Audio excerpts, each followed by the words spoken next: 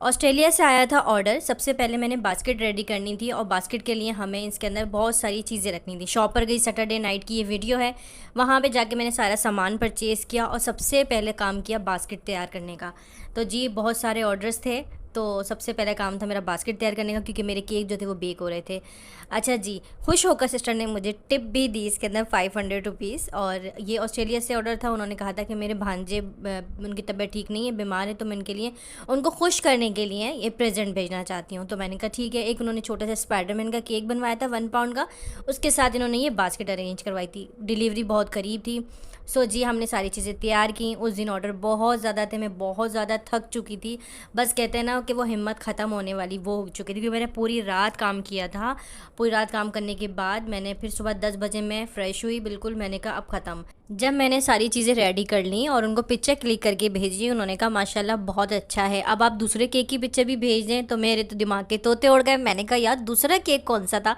तो उन्होंने कहा कि मैंने एक दूसरा केक भी आपको गेट वेल सून का दिया था। ऊपर जब मैंने चैट जाके देखी तो मैं समझ रही थी वो सिर्फ केक के चार्जेस ले रही हैं, बट उन्होंने एक केक का ऑर्डर डन किया हुआ था। सो जी दो केक के ऑर्डर डन किए हुए थे। तो जी मैंने कहा उनसे कि वो तो मैंने देखा नहीं, अब मेरी तो हिम्मत ही नहीं है कि मैं दोबारा दूसरा केक बनाऊँ। उन्होंने कहा कि मैंने आपको ऑर्डर दोनों ही केकों का दिया था और गेट वेल सून का तो लाजमी बनाना है, क्योंकि बच्चे बीमार हैं और मुझे उनको खुश करने के लिए भेजना है। और स्पाइडरमैन का केक भी इसीलिए बनवाया था ताकि वो खुश हो जाएं। तो फिर मैंने हिम्मत करी, मैंने कहा नहीं यार इतनी दूसरी, उन्होंने कहा कि मैं दूसरी कंट्री में बैठी हूँ। तो मैंने कहा आप कौन सी कंट्री से हैं? तो उन्होंने कहा मैं ऑस्ट्रेलिया से हूँ। तो इस वजह से मैं जो है ना ये सारी चीज़ें आपसे अरेंज करवा रही हूँ।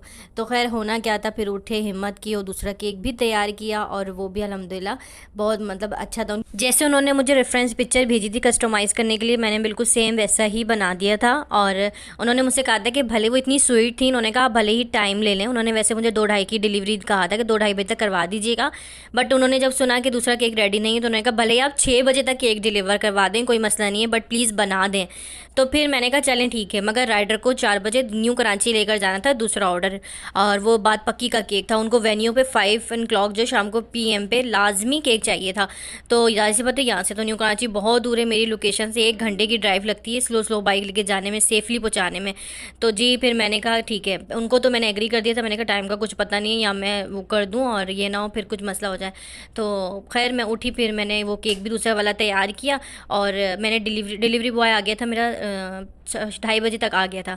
फिर मैंने 3:30 बजे की डिलीवरी करवा होके वापस भी आ गया था वो मेरे पास। फिर मैंने दूसरा केक डिस्पैच करवा दिया था अल्हम्दुलिल्लाह।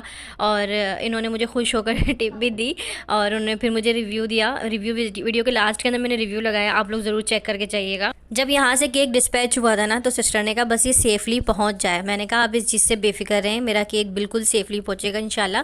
और मेरी डिलीवरी 99% जो है वो बिल्कुल सेफ़ होती है। बाकी 1% मैं इसलिए नहीं लेती, क्या पता कुछ हो जाए। एक ये कार्ड रह गया था गेट वेल सून का, ये भी इसके साथ हमें ऐड करना था। आई होप सो कि आपको पसंद आया हो। Thanks for watching, bye.